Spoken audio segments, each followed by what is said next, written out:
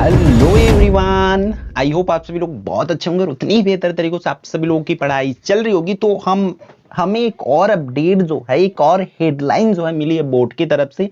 Board की तरफ से नहीं बोल सकती है, न्यूज़पेपर के थ्रू, ठीक है, जिसमें स्पष्ट रूप से देखा जा रहा है और पहली बार ये बोला गया है कि आवेदन जो है कल से बोले तो कुछ तो इनके पास रिसोर्सेस होंगी, जानकारी होंगी, जिसके वजह से ये हेडिंग डाला गया है कि आवेदन कल से बोला गया है। तो ये न्यूज़पेपर मैं बता दूं, नवभारत बलौदाबाजार जिले का है, जिसपे फ्रंट पेज में ये चीजें छपा हुआ है, प्रिंट हुआ है, क्लियर है, जिसमें हेडिंग यही डाला गया है कि 10वीं 12वीं की दोबारा परीक्षा में शामिल होने आवेदन कल से बोला गया है। तो मे बी आज नोटिस, फाइनल नोटिस 14 मतलब आज, या आज नहीं आती तो कल 15 तक फाइनली आ जाएगा। आज आने के चांसेस है, तभी जाके इसमें बोलेंगे। तो हम इसमें देखेंगे कि इस न्यूज़पेपर के अकॉर्डिंग पेपर कब कराया जाएगा, कैसे होगा। और जैसे इसको एक वही चीज समझो जैसे कि हम प्रीवियस वीडियो में देखे थे कि हमें सिर्फ हेडिंग मिल रही है, हमें ना इस बार बोर्ड से सिर्फ और सिर्फ हेडिंग मिल रहा है। पिछले 4 महीनों से सुनते आ रहे है ना, तो ये उसी के अंतर्गत आती ये भी।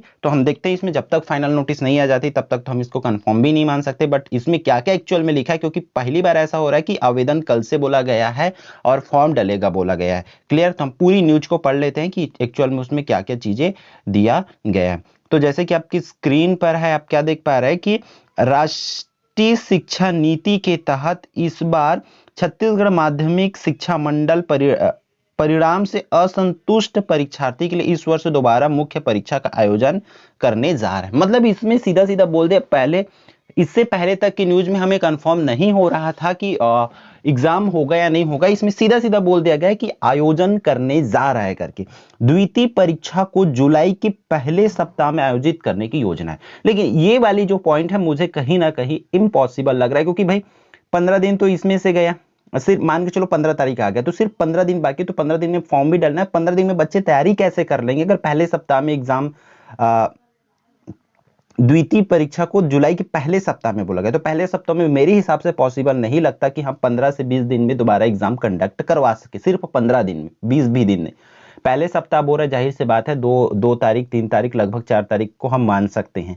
तो ये वाली थोड़ा सा मुझे उतना नहीं लग रहा है, बट कैलेंडर के अकॉर्डिंग तो वही डेट है, होना चाहिए। तो कहीं ना कहीं बच्चों को बहुत कम टाइम मिलेगा प्रिपरेशन के लिए। तो मैं इस पे अगर नोटिस आती तो फाइनली बताऊंगा कि किन किन बच्चों को एक्चुअल में फॉर्म डालना है और किन को नहीं डालना है करके, क्लियर है। आगे पढ़ते हैं, इसमें बढ़ते हैं कि मुख्य परीक्षा की तरह द्वितीय परीक्षा के लिए सेंटर बनाए जाएंगे। मतलब इसमें आप स्कूल में पेपर नहीं होगी, आप जहां सेंटर में दिलाने जाते थे वहां हो सकता है या कहीं और हो सकता है। फॉर्म के अकॉर्डिंग ना, कितने बच्चे कहां कहां पर फॉर्म डाल रहे हैं उसके अकॉर्डिंग जो है नया सेंटर मिलेगा। देखो सेंटर अलॉटमेंट करना, ये सब चीजें में मे बी टाइम लग सकता है। तो 15 दिन में तो पॉसिबल मुझे नहीं लगता कि एग्जाम हो सकता है द्वितीय सप्ताह में।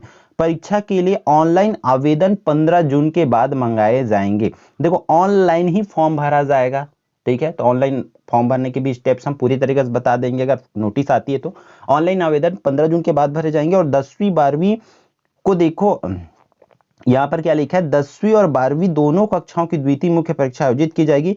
मासीमा ने एक शैक्षणिक सत्र में 2 परीक्षा आयोजित करने के संबंध में राजपत्र में अधिसूचना जारी की थी और इस अधिसूचना में निर्धारित तिथि तक इस मामले में कोई दावा, आपत्ति और सुझाव प्राप्त नहीं हुए थे। तो इस चीज को मैं प्रीवियस वीडियो में ही बताया था। में मेरे हिसाब से उस दावा आपत्ति में भी कोई भी दखल अंदाजी नहीं किए होंगे कि एग्जाम होना चाहिए नहीं होना चाहिए। मेरे हिसाब से होगा भी तो वो डबल डिजिट में सुझाव नहीं आए होंगे। मेरे हिसाब से बोर्ड को कोई सुझाव नहीं दिए होंगे यहां पर भी कि इसमें कोई भी दावा आपत्ति नहीं आया है, ठीक है, जैसे कि मैं बोला था। और वो चीजें यहां पर कोई भी दावा आपत्ति नहीं आया है कि बोर्ड खुद बोल रहे हैं।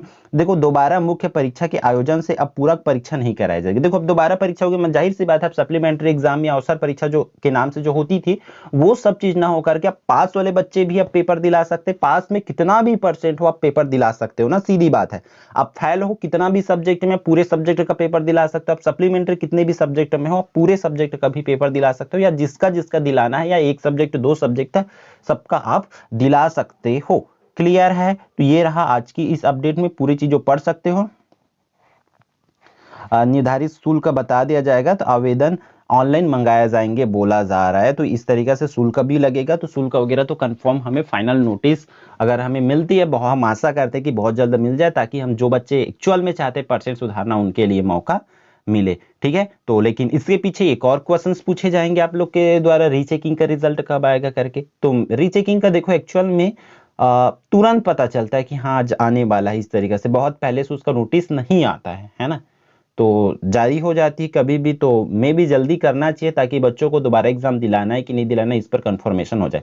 और दोबारा एग्जाम दिलाना मतलब जाहिर सी बात है, हम मान सकते हैं कि अगले 2 से 3 दिन, 1 दिन 2 दिन में आपका रिजल्ट जो है आ सकता है रीचेकिंग का। ठीक है, इस क्वेश्चन को मैं इसलिए बताया हूं क्योंकि बहुत से लोगों को कमेंट वही आने वाला है कि रीचेकिंग का रिजल्ट कब आएगा। तो रीचेकिंग का रिजल्ट में भी नोटिस आने के साथ साथ 1-2 दिन में ही आपका ये भी आ जाएगा रीचेकिंग का रिजल्ट, क्योंकि तभी फॉर्म तभी तो डाल पाएंगे ना बच्चे, परसेंट बढ़ रहा है बढ़ेगा कि नहीं बढ़ेगा उसके हिसाब से। ठीक है, तो इस वीडियो में इतना ही, फिर हम मिलते हैं आने वाले इंपॉर्टेंट वीडियो में।